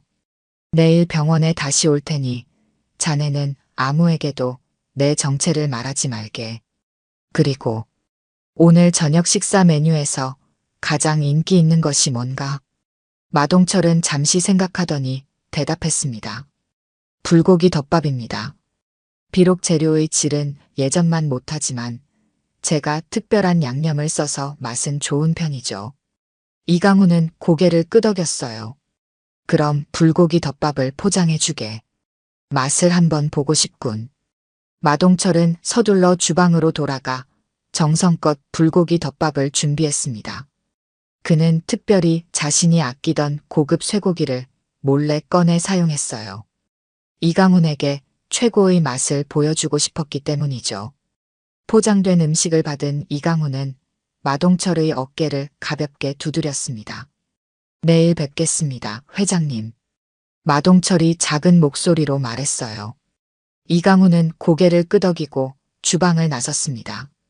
그는 다시 대기실로 돌아갔지만 여전히 그의 이름은 불리지 않았어요. 시계는 이미 오후 4시를 가리키고 있었습니다. 결국 이강훈은 접수 데스크로 다시 다가갔어요. 죄송합니다만 제 차례가 언제쯤 될까요? 벌써 5시간이나 기다렸는데. 접수 직원은 귀찮다는 듯 컴퓨터 화면을 확인했습니다. 아, 죄송합니다. 오늘은 의사 선생님들이 VIP 환자 진료로 바빠서요. 내일 다시 오시는 게 어떨까요? 이강훈의 눈빛이 차갑게 변했지만 그는 감정을 드러내지 않았어요. 대신 조용히 고개를 끄덕였습니다. 알겠습니다. 내일 다시 오겠습니다. 그는 천천히 병원을 나섰습니다. 바깥은 이미 어둑해지고 있었어요. 이강훈은 병원 앞에 서서 잠시 건물을 올려다봤습니다. 그의 눈에는 결연한 의지가 깃들어 있었죠. 내일 모든 것이 달라질 것이다. 다음 날 아침 병원은 여느 때와 같이 분주했습니다. 서진욱 부원장은 자신의 호화로운 사무실에서 커피를 마시며 하루 일정을 점검하고 있었어요. 그의 사무실은 병원에서 가장 넓고 전망이 좋은 곳에 자리 잡고 있었습니다. 벽에는 그가 유명 인사들과 찍은 사진들이 가득했죠. 오늘 10시에 운영회의 있죠? 서진욱이 비서에게 물었습니다. 비서는 고개를 끄덕였어요. 네, 부원장님. 병원 운영위원회 모든 분들이 참석하십니다. 서진욱은 만족스러운 미소를 지었습니다. 그에게 이번 회의는 중요했어요. VIP 병동 확장 계획을 발표하고 승인받을 예정이었기 때문이죠. 일반 병동의 예산을 줄여 VIP 병동에 투자하는 그의 계획은 병원의 수익을 극대화할 것이라 확신했습니다. 10시 정각 회의실은 병원의 주요 의사와 관리자들로 가득 찼어요. 서진욱은 자신감 넘치는 발걸음으로 들어와 의장석에 앉았습니다. 여러분, 오늘은 우리 병원의 미래를 결정할 중요한 안건을 논의하겠습니다. 그는 프로젝터를 켜고 화려한 프레젠테이션을 시작했어요. 지난 분기 VIP 병동의 수익이 병원 전체 수익의 60%를 차지했습니다. 이는 우리가 나아가야 할 방향을 명확히 보여주는 지표죠. 회의실 뒤편에서 누군가 문을 열고 들어왔습니다. 이강훈이었어요. 그는 어제와 달리 깔끔한 정장을 입고 있었지만 여전히 낡은 지팡이를 짚고 있었습니다. 아무도 그에게 주목하지 않았죠. 그는 조용히 맨 뒷자리에 앉았습니다. 서진욱은 발표를 이어갔어요. 이제 병원도 기업입니다. 우리는 수익을 내야 하고 그러기 위해선 돈 되는 환자에 집중해야 합니다. 회의실에서 몇몇 의사들이 불편한 기색을 보였지만 아무도 반대 의견을 내지 않았습니다. 서진욱의 권력이 너무 강해졌기 때문이었죠. 일반 병동은 침대 회전율을 높이겠습니다. 빨리 들어오고 빨리 나가게 해서 더 많은 환자를 받을 거예요. 특히 노인 환자들은 장기 입원하는 경향이 있어 수익성이 떨어집니다. 가능한 빨리 퇴원시키는 정책을 강화하겠습니다. 이 말에 이강훈의 눈빛이 차갑게 빛났지만 그는 침묵을 유지했어요. 서진욱은 계속해서 말했습니다. 또한 비용 절감을 위해 몇 가지 부서의 예산을 삭감하겠습니다. 특히 식당 예산은 현재의 절반으로 줄이고 외부 위탁을 검토 중입니다. 그때였습니다. 맨 뒷자리에서 이강훈이 천천히 일어났어요. 질문이 있습니다. 모든 시선이 그에게 향했습니다. 서진욱은 짜증난 표정으로 그를 쳐다봤어요. 죄송합니다만 이 회의는 병원 관계자만 참석할 수 있습니다. 어떻게 들어오셨죠? 이강훈은 천천히 앞으로 걸어 나왔습니다. 저는 이 병원과 깊은 관계가 있습니다. 서진욱은 비서에게 눈짓했고 비서는 서둘러 이강훈에게 다가갔어요. 선생님, 나가주시겠어요? 이강훈은 비서를 무시하고 서진욱에게 직접 물었습니다. 병원을 운영하는 데 있어 가장 중요한 가치가 무엇이라고 생각하십니까? 서진욱은 못마땅한 표정으로 대답했어요. 물론 수익성입니다. 병원도 결국 기업이니까요. 이강훈은 쓴웃음을 지었습니다. 환자의 건강과 복지는요? 그건 물론 중요하죠. 하지만 현실적으로 돈이 없으면 좋은 의료 서비스도 제공할 수 없습니다. 서진욱이 냉소적으로 대답했어요. 이강훈은 잠시 침묵했다가 말했습니다.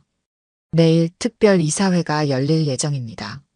모든 이사진은 필히 참석해 주시기 바랍니다. 서진욱이 눈살을 찌푸렸어요. 무슨 소리를 하는 거죠? 이사회는 제가 소집하는 겁니다. 이강훈은 천천히 회의실을 나가며 말했습니다. 내일 아침 9시 모두가 알게 될 겁니다. 그가 나간 후 회의실에는 묘한 긴장감이 감돌았어요. 서진욱은 당황한 기색을 감추지 못했지만 곧 태연한 척 발표를 이어갔습니다. 방금의 해프닝은 잊으시고 우리 안건으로 돌아갑시다. VIP 병동 확장에 대한 투표를 진행하겠습니다. 하지만 회의 참석자들의 마음은 이미 다른 곳에 가 있었어요.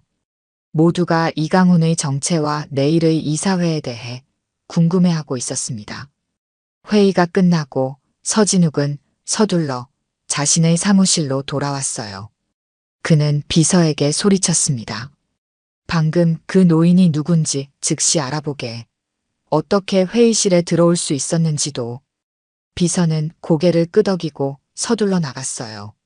서진욱은 불안한 마음을 감추지 못한 채 창밖을 내다봤습니다. 그때 그의 눈에 병원 정원에서 천천히 걷고 있는 이강훈의 모습이 들어왔어요. 그리고 놀랍게도 그의 옆에는 주방장 마동철이 함께 걷고 있었습니다. 도대체 무슨 일이 벌어지고 있는 거지? 서진욱은 중얼거렸습니다. 다음 날 아침 8시 50분 병원의 대형 이사회 회의실은 들뜬 분위기로 가득 찼습니다. 이사진뿐만 아니라 주요 의사와 관리자들까지 모두 참석했어요. 어제의 사건이 병원 내에 빠르게 퍼졌고 모두가 그 정체불명의 노인이 누구인지 그리고 오늘 무슨 일이 벌어질지 궁금해하고 있었습니다. 서진욱 부원장은 초조한 기색이 역력한 채 회의실 앞쪽에 서 있었어요. 그는 어젯밤 내내 그 노인의 정체를 알아보려 했지만 아무런 정보도 얻지 못했습니다. 병원 보안 카메라를 확인했지만 그는 마치 유령처럼 나타났다가 사라졌더군요. 이사회는 내가 소집한 적이 없어. 이게 다 무슨 상황인지. 서진욱이 중얼거렸습니다. 정각 9시 회의실 문이 열렸어요. 이강훈이 들어왔습니다. 그는 이제 낡은 트렌치코트 대신 고급스러운 정장 차림이었고 지팡이도 더 이상 짚고 있지 않았어요. 그의 뒤로는 마동철과 몇몇 낯선 사람들이 따라 들어왔습니다. 이강훈은 당당한 걸음으로 이사회 테이블 끝에 자리 잡았어요. 모두의 시선이 그에게 고정되었습니다. 서진욱이 먼저 입을 열었어요. 선생님, 이 회의는 공식적으로 소집된 것이 아닙니다. 당신은 누구시고 무슨 권한으로? 이강훈이 손을 들어 서진욱의 말을 끊었습니다. 그의 목소리는 조용했지만 힘이 있었어요. 나는 이강훈입니다. 이 병원의 창립자이자 현재 최대 주주죠. 회의실이 술렁였습니다. 오랫동안 병원에서 근무해온 몇몇 의사들은 놀란 표정으로 이강훈을 바라봤어요. 그들은 젊었을 때의 이강훈을 기억하고 있었습니다. 네. 이강훈 회장님이 맞으십니까? 병원의 원로 의사 한 명이 떨리는 목소리로 물었어요. 이강훈은 미소를 지었습니다. 오랜만이군요, 김 교수. 서진욱의 얼굴이 창백해졌어요. 그는 급하게 말했습니다. 하지만 회장님은 은퇴하셨고 경영에 관여하지 않으신다고. 이강훈은 서진욱을 날카롭게 쳐다봤습니다. 경영에 직접 참여하지 않았을 뿐 나는 여전히 이 병원의 최대 주주입니다. 그리고 이제 돌아왔소. 그는 회의실 앞쪽으로 걸어나가 프로젝터를 켰어요. 화면에는 병원의 주주 구성과 이강훈이 보유한 40%의 지분이 선명하게 표시되었습니다. 지난 3년간 나는 조용히 병원이 어떻게 변화하는지 지켜봤습니다. 처음에는 변화가 필요하다고 생각했어요. 새로운 시대에 맞는 혁신이라고 믿었지만 이강훈의 눈빛이 차가워졌습니다. 그러나 내가 본 것은 혁신이 아니라 변질이었습니다. 환자를 위한 병원이 아닌 돈을 위한 기업으로 전락한 모습이었어요.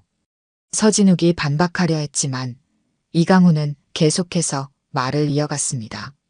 어제 나는 평범한 환자로 이 병원을 방문했습니다. 5시간을 기다렸지만 진료조차 받지 못했어요.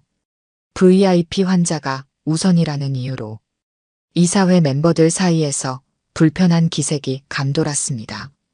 이강훈은 화면을 넘겼어요. 이번에는 병원의 재정 상태와 수익 구조가 나타났습니다. VIP 병동의 수익이 전체의 60%를 차지한다는 서진욱 부원장의 말은 맞습니다. 하지만 그가 말하지 않은 것이 있죠. 그는 다시 화면을 넘겼어요. 이번에는 병원 운영 비용과 실제 의료 서비스 품질에 대한 평가가 나타났습니다. VIP 병동의 운영 비용은 전체의 70%를 차지합니다. 그리고 일반 병동은 기본적인 의료 장비조차 제때 교체하지 못하고 있어요. 의사당 담당 환자 수는 3년 전보다 2배 증가했고 간호사들의 업무 강도는 한계를 넘어섰습니다. 서진욱은 얼굴이 붉어졌지만 반박할 말을 찾지 못했어요. 이강훈의 자료는 정확했기 때문이었습니다. 이강훈은 계속해서 병원의 문제점을 짚어나갔어요. 직원 복지 삭감, 환자 만족도 하락, 의료 과실의 증가 등을 상세히 분석한 자료들을 보여줬습니다. 회의실은 무거운 침묵에 휩싸였어요. 마지막으로 이강훈은 심각한 표정으로 모든 이 사진을 바라봤습니다. 우리가 의료인으로서 가장 중요하게 생각해야 할 가치는 무엇입니까? 돈입니까? 아니면 환자의 건강입니까? 질문에 아무도 대답하지 못했어요. 이강훈은 천천히 고개를 끄덕였습니다. 오늘부로 나는 다시 이 병원의 경영에 복귀하겠습니다. 그리고 첫 번째 결정은 그는 서진욱을 똑바로 쳐다봤어요. 서진욱 부원장의 해임입니다. 회의실은 충격에 휩싸였습니다. 서진욱의 얼굴이 창백하게 변했어요. 그는 자리에서 벌떡 일어났습니다. 이건 불법입니다. 이사회의 투표 없이 부원장을 해임할 수 없어요. 서진욱의 목소리가 떨렸습니다. 이강훈은 담담하게 대답했어요. 물론 정식 절차를 따를 겁니다. 지금부터 이사회 투표를 진행하죠. 이강훈은 모든 이 사진을 둘러봤습니다. 서진욱 부원장의 해임에 대한 찬반 투표를 진행하겠습니다. 찬성하시는 분은 손을 들어주세요. 순간 회의실은 정적에 휩싸였어요. 모두가 망설이는 듯 했지만 첫 번째 손이 올라갔습니다. 바로 병원의 원로 의사였죠. 이어서 다른 이사들도 하나둘씩 손을 들기 시작했습니다. 결국 이사 전원이 손을 들었어요. 서진욱의 독단적인 운영 방식에 모두가 불만을 가지고 있었던 것입니다. 서진욱은 믿을 수 없다는 표정으로 주변을 둘러봤습니다. 그의 손이 떨리기 시작했어요. 여러분, 제가 이 병원을 얼마나 발전시켰는지 모르십니까? VIP 병동을 확장하고 수익을 늘리고. 이강훈이 그의 말을 자르며 말했습니다. 수익만이 전부가 아닙니다. 이 병원이 세워진 이유는 돈을 벌기 위해서가 아니라 환자들을 치료하기 위해서였습니다. 이강훈은 자리에서 일어나 서진욱에게 다가갔어요. 서진욱 씨, 당신은 이 병원의 가치를 잊었습니다. 당신에게 병원은 그저 돈을 버는 수단이었겠죠. 하지만 우리 의료인들에게 병원은 생명을 구하고 아픔을 치유하는 신성한 장소입니다. 그리고 이강훈은 서류 한 장을 서진욱에게 건넸어요. 이것은 당신의 해임 통지서입니다.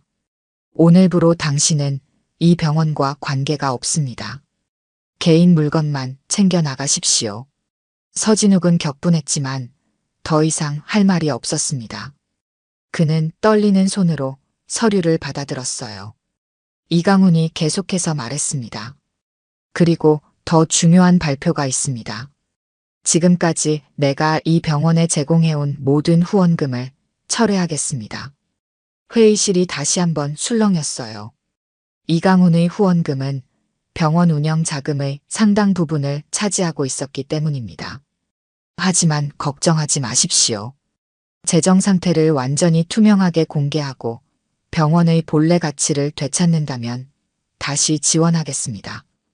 그때까지 VIP 병동은 규모를 축소하고 일반 병동에 더 많은 자원을 할당해 주세요. 이강훈은 회의실을 둘러보며 계속했어요.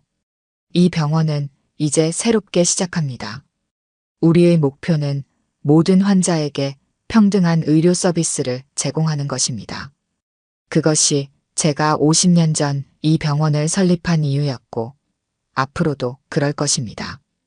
회의가 끝나고 서진욱은 자신의 사무실로 돌아와 물건을 정리하기 시작했습니다.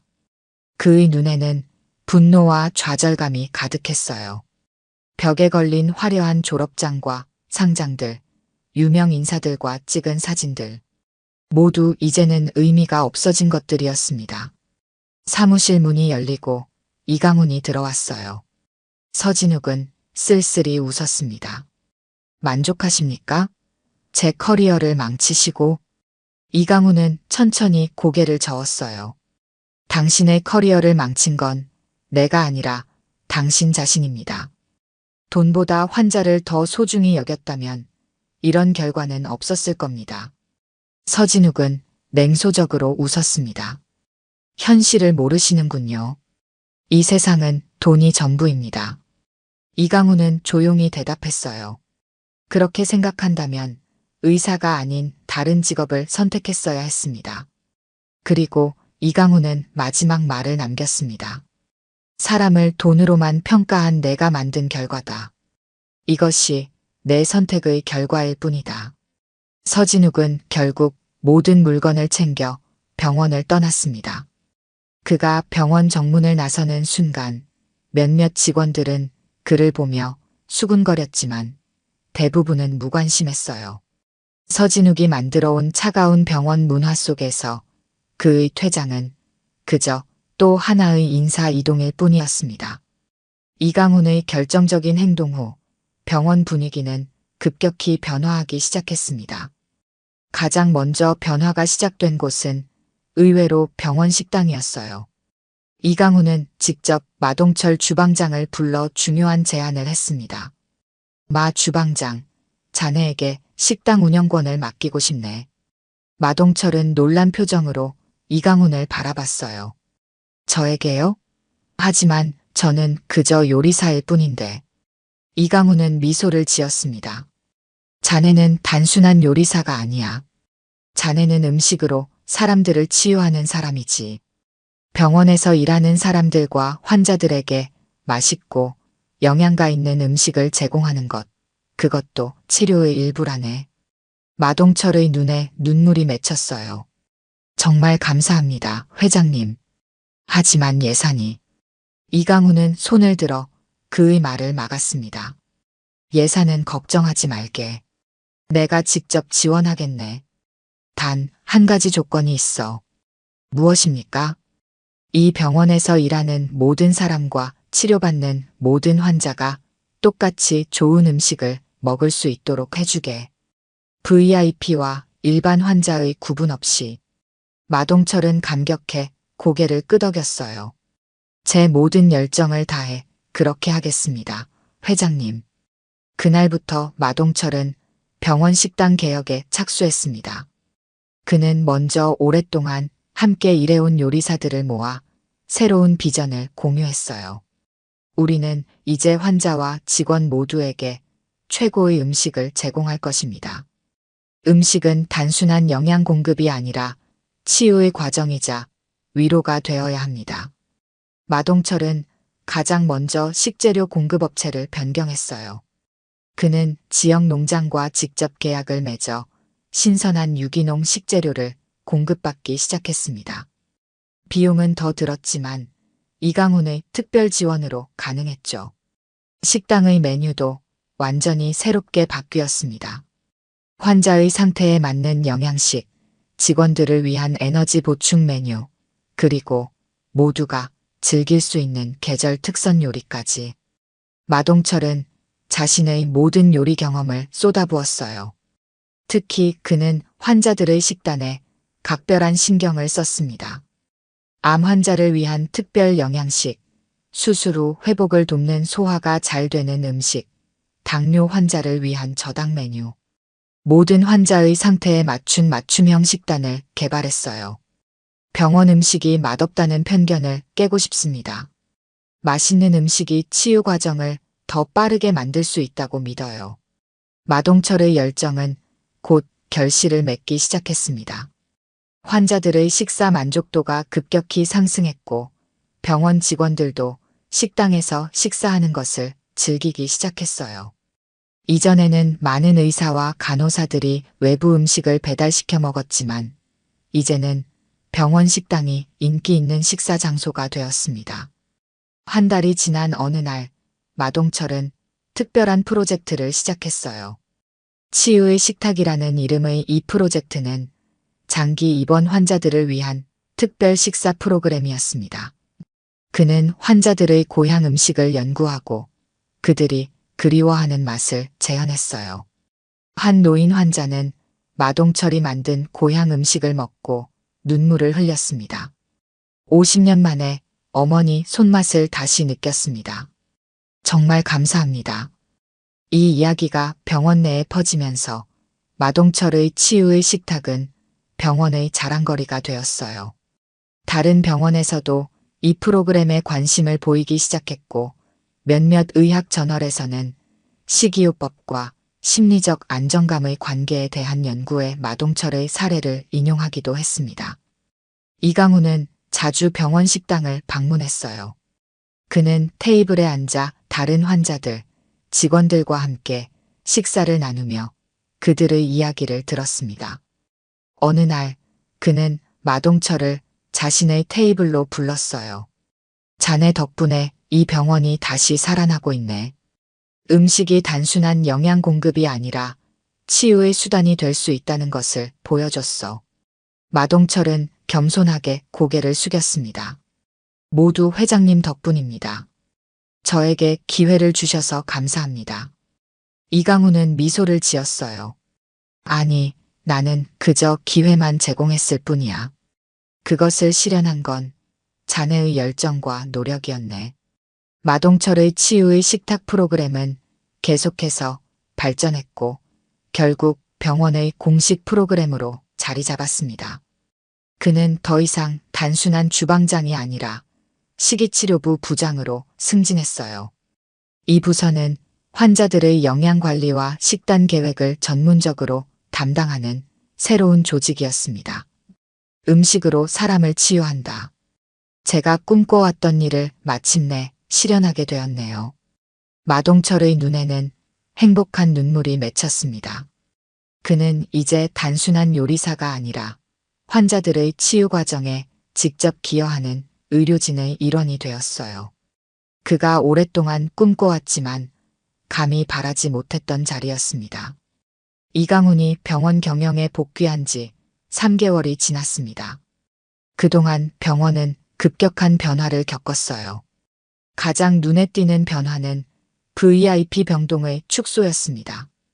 기존의 화려한 VIP 병실 대부분이 일반 병실로 전환되었고 남은 VIP 병실도 이전과 같은 호화로움 대신 실용적인 편안함에 중점을 두도록 변경되었어요.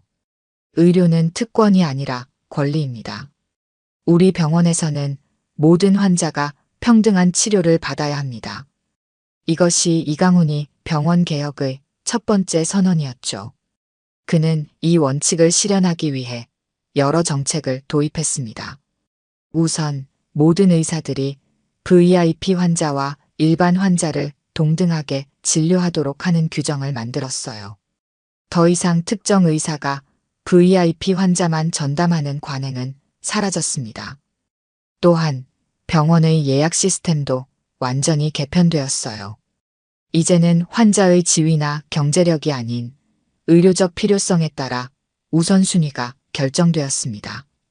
응급 상황이나 중증 질환의 경우 즉시 진료가 가능하도록 시스템이 변경되었죠. 이강훈은 또한 환자 권리 헌장을 새롭게 제정했습니다. 이 헌장은 병원 로비에 크게 게시되었고 모든 환자에게 배포되었어요. 헌장에는 환자의 알 권리, 치료 결정에 참여할 권리, 존엄성을 유지할 권리 등이 명시되어 있었습니다. 환자는 병원의 손님이 아니라 주인입니다. 우리는 그들을 위해 존재합니다. 이 말은 이강훈이 의료진들에게 자주 강조하는 말이었어요.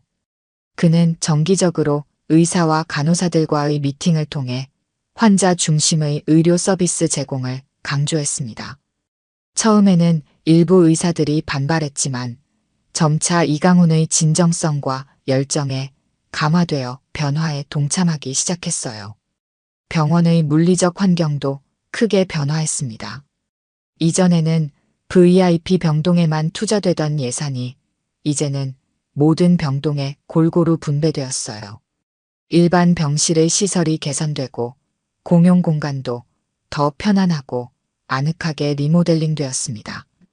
특히 어린이 병동은 아이들이 치료 중에도 즐겁게 지낼 수 있도록 다양한 놀이, 시설과 교육 프로그램이 도입되었어요. 이강훈은 직원들의 근무 환경 개선에도 신경을 썼습니다. 간호사들의 근무 시간이 조정되어 과로를 방지하고 직원 휴게실과 편의 시설이 확충되었어요. 또한 직원들의 자기 개발을 위한 교육 프로그램도 확대되었습니다. 환자를 잘 돌보기 위해서는 먼저 직원들이 행복해야 합니다. 우리 직원들이 소진되지 않고 최선을 다할 수 있는 환경을 만들어야 해요. 이강훈의 개혁은 외부에서도 주목받기 시작했습니다. 의료계 전문지에서는 환자 중심 의료의 모범 사례로 이 병원을 소개했고 다른 병원들도 벤치마킹을 위해 방문하기 시작했어요. 특히 마동철의 치유의 식탁 프로그램은 많은 관심을 받았습니다. 그러나 모든 것이 순탄하게 진행된 것은 아니었어요. 서진욱의 해임 후 그와 가까웠던 일부 의사들은 사직서를 제출했고 VIP 병동 축소로 인해 일부 부유한 환자들은 다른 병원으로 떠났습니다. 이로 인해 병원의 단기적 수익은 감소했어요. 이에 대해 일부 의사들은 우려를 표명했지만 이강훈은 흔들리지 않았습니다. 단기적인 수익 감소는 예상한 일입니다. 하지만 우리가 진정한 의료의 가치를 실현한다면 결국 더 많은 환자들이 우리 병원을 찾게 될 것입니다. 돈이 목적이 아니라 결과가 되어야 합니다. 그의 예측은 정확했어요. 개혁 후 6개월이 지나자 환자 만족도가 대폭 상승했고 이는 방문 환자 수 증가로 이어졌습니다. 특히 입소문을 통해 환자를 진정으로 배려하는 병원이라는 평판이 퍼지면서 오히려 이전보다 더 많은 환자들이 병원을 찾기 시작했어요. 이강훈은 자신의 사무실에서 병원 전체를 내려다보며 깊은 생각에 잠겼습니다. 그의 눈에는 만족감과 함께 새로운 도전에 대한 결의가 서려 있었어요. 아직 갈 길이 멀지만 우리는 옳은 방향으로 가고 있습니다. 그는 책상 위에 놓인 사진을 바라봤습니다. 50년 전 작은 의원을 시작할 때 찍은 사진이었어요. 그 시절의 열정과 꿈이 다시 살아나는 느낌이었습니다.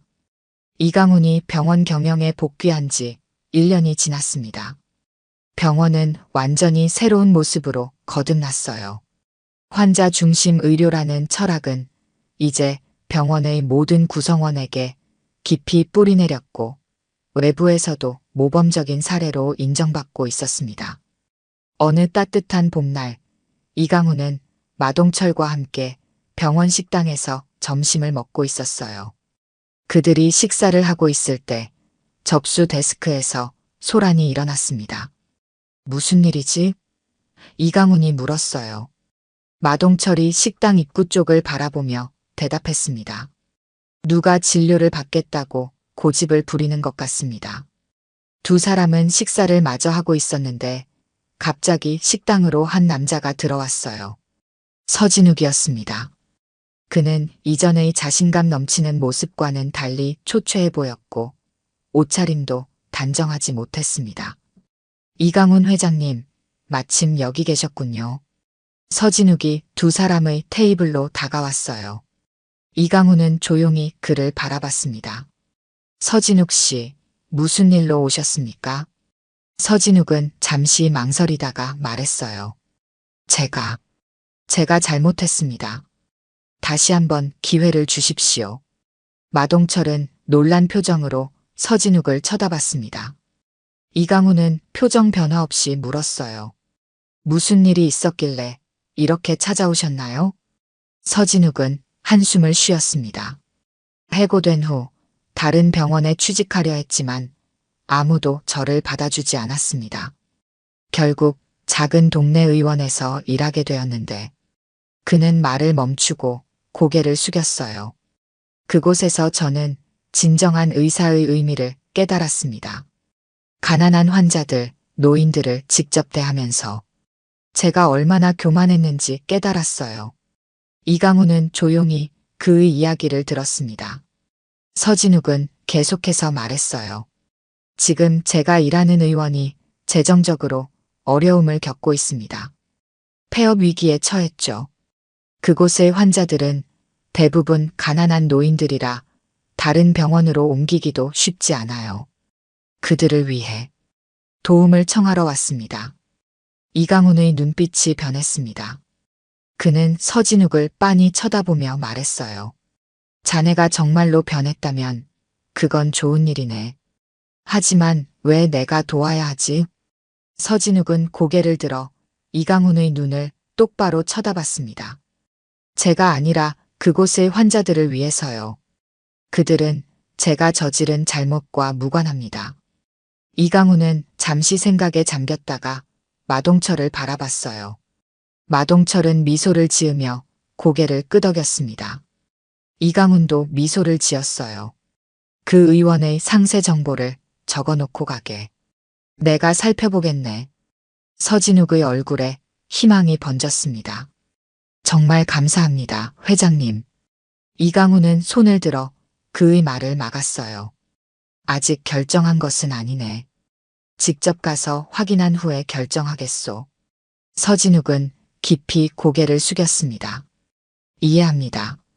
정말 감사합니다. 그가 떠난 후 마동철이 이강훈에게 물었어요. 정말 도와주실 건가요? 이강훈은 고개를 끄덕였습니다.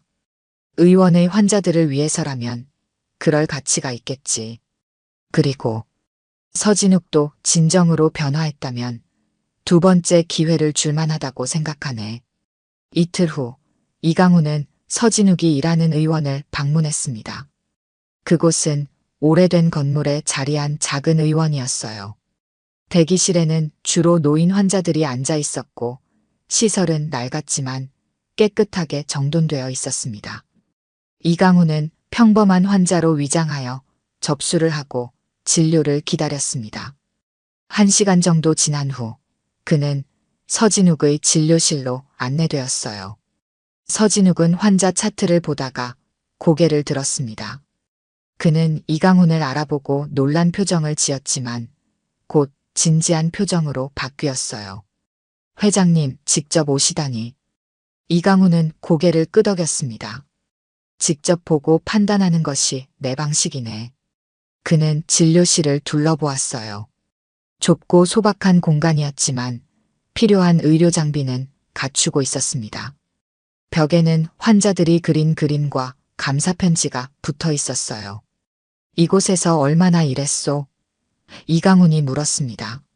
서진욱은 잠시 생각하더니 대답했어요. 9개월 정도 됐습니다. 처음에는 그저 일자리가 필요해서 왔지만 지금은 이곳 환자들이 저에게 의미가 있습니다.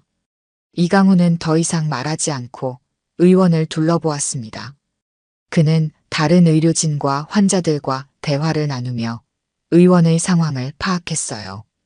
의원장은 70대 노인으로 40년 넘게 이 지역 주민들을 돌봐왔지만 이제 건강이 좋지 않아 은퇴를 고민하고 있었습니다. 방문을 마친 후 이강훈은 서진욱을 불렀어요. 내일 오후에 병원으로 오게. 결정을 알려주겠네. 다음 날 서진욱은 긴장된 모습으로 이강훈의 사무실을 찾았습니다. 이강훈은 그를 병원 옥상 정원으로 안내했어요. 그곳에서는 서울 시내가 한눈에 내려다 보였습니다. 아니, 우리 병원 재단이 그 의원을 인수하기로 결정했네. 이강훈이 말했어요. 서진욱의 눈이 커졌습니다. 정말입니까?